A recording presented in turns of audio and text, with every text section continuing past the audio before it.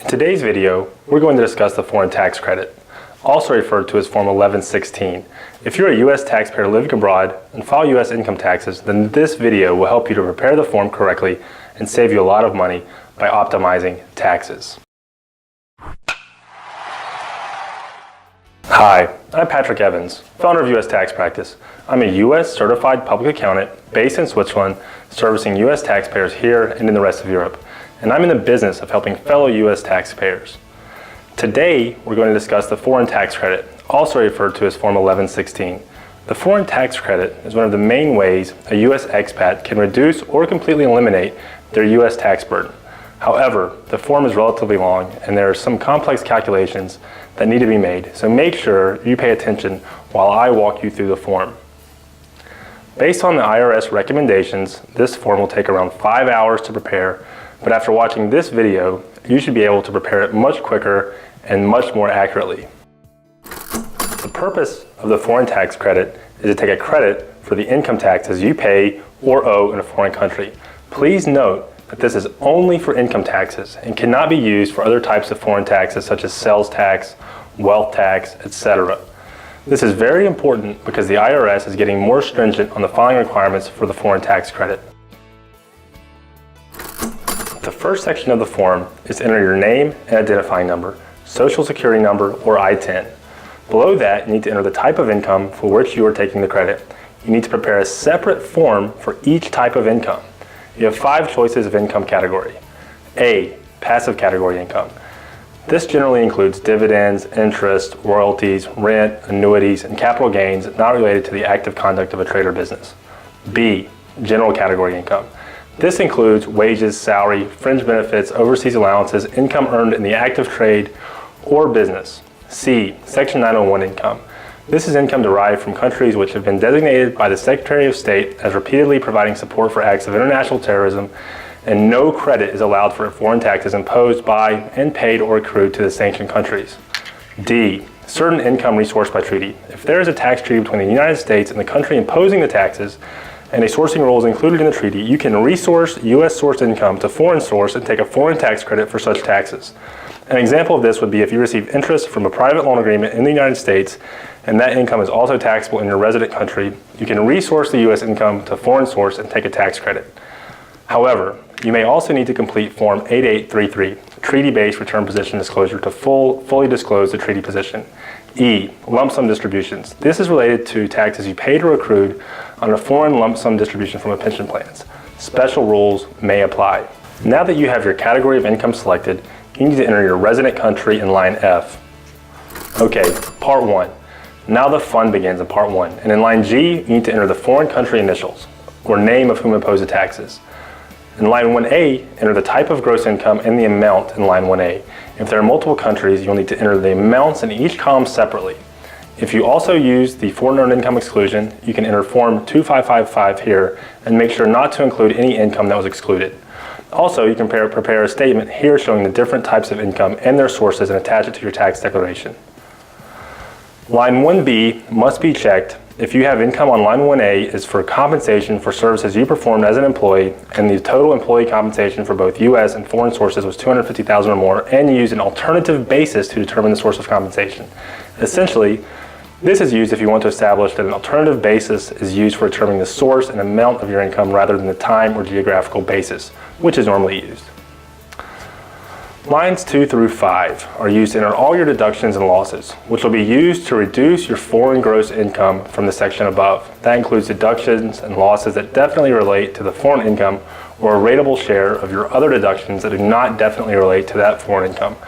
Please note that the foreign earned income exclusion and personal exemptions are not included in this section. Line 7.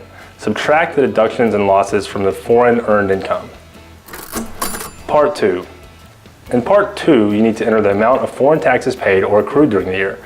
Please note that you can select either the paid method, which is the cash method, or the accrued method, which is the owed method. However, please note that once selecting the accrued method, you can't switch to the paid method in future years without the approval of the IRS Commissioner.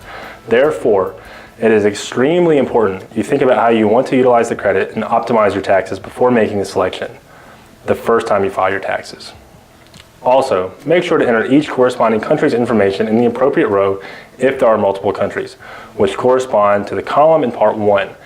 You need to enter the date paid or accrued and the type of income for which the taxes relate to in both foreign currency and US dollars. Okay, Part 3. This section is used to calculate the credit amount. Line 9, this is the amount from line 8. Line 10, carry back or carry over from unused foreign taxes from another tax year. You can carry back 1 year and carry forward 10 years of any foreign tax you paid or accrued. Please note that a separate statement should be prepared showing the amount carried forward or back for each year. Line 11, add lines 9 and 10, which give you your total foreign tax credit available. Line 12, this is extremely important and is where most mistakes are made related to the foreign tax credit. Taxpayers who take the foreign earned income exclusion must reduce the taxes paid or accrued amount by the taxes allocable to any foreign income excluded. Also, you need to prepare a statement detailing the calculation. The numerator will be the amount of foreign earned income and housing amounts you excluded, and the denominator will be your total foreign earned income received during the tax year minus deductible expenses. This is the primary reason for reducing the tax credit, but it should also be reduced for taxes on income reported for Puerto Rico exempt from U.S. income tax, taxes on income from American Samoa excluded on Form 4563, taxes on combined foreign oil and gas income, taxes on foreign mineral income, reduction for failure to file Form 5471, reduction for failure to file Form 8865, reduction of taxes or credit due to international boycott operations, taxes related to a foreign tax credit splitting event. Line 13. This is an adjustment for foreign taxes related to the high tax kickout. We're not discussing the high tax kickout in this video, but it's essentially where passive income that is treated as general income because it is high taxed. Line 14. This is the combination of lines 11 through 13.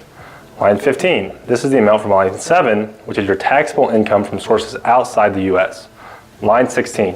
Any adjustment which need to be made to your foreign taxable income, which include allocation of foreign losses, capital losses, U.S. losses.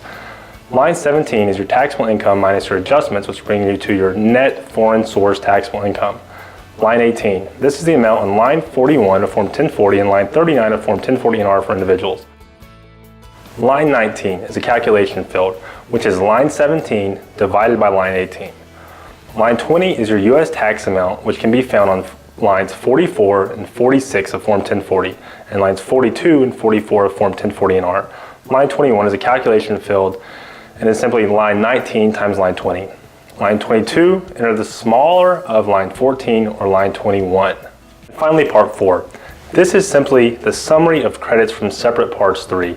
This section is used to summarize all the foreign tax credits taken for each type of foreign income, general income, passive income, etc. Remember, you need to do a foreign sheet for each one of those, a Form 1116 for each type. Now that was the foreign tax credit in a nutshell. That was very quick, and I don't expect you to maybe fully comprehend everything that we just talked about. However, watch this video and it should help you understand Form 1116 a little better. And remember, take the method that optimizes your taxes the most. If it's the foreign earned income exclusion by itself, if it's the foreign earned income exclusion of the foreign tax credit, or if it's just the foreign tax credit, take the method which gives you the most optimization and helps you plan for the future. You can find more information on U.S. tax compliance and tax preparation on our website at www.ustaxpractice.com. But if you have a more specific question on U.S. tax compliance, get in touch. Just call on country code 41 followed by 52-533-4581. Don't forget to subscribe to our YouTube channel for more U.S. tax updates and tips. You can also find us on Facebook, Twitter, Google+, and LinkedIn. And we also send out regular newsletters too, so make sure to fill out our newsletter form. I'm Patrick Evans with U.S. Tax Practice. Thanks for watching, and see you in my next video.